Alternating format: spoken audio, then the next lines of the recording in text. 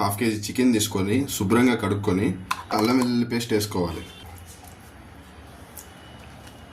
తర్వాత కారం, ఇది హోమ్మేడ్ కారం, తయారు చేసిన చికెన్ మసాలా పౌడర్, కొద్దిగా పసుపు, కొంచెం పుదీనా, ఒక చిన్న సైజు స్పూను పెరుగు.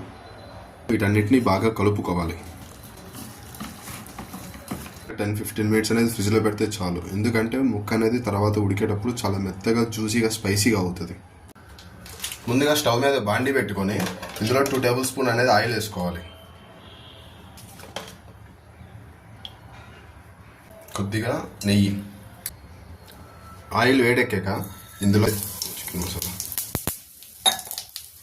ఇలా ఫ్రై అయిన తర్వాత ఇందులో ఒక 4 పచ్చిమిర్చి,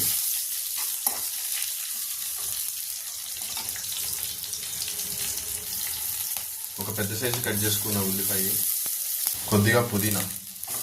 ఆ చికెన్ అనేది దీంట్లో వేసేయాలి.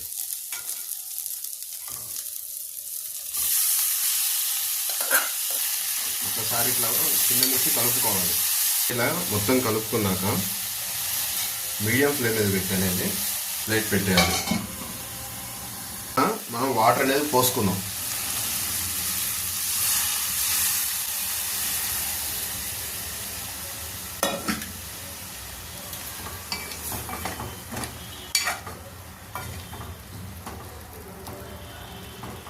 ఇట్లా బోన్స్ ఉంటాయి కదా, బోన్స్ ఉండే వాటిని ఖచ్చితంగా ఇట్లా లోపల వాటర్లోకి పెడితే గ్రేవీ అనేది మంచిగా ఫామ్ అవుతుంది.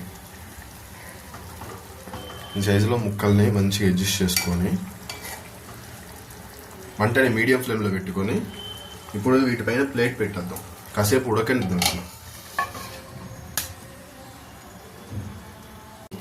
ఎక్కువ కలపొద్దు, కలిపితే ఉడికే క్రమంలోనే అది ముద్దగా అయిపోతుంది.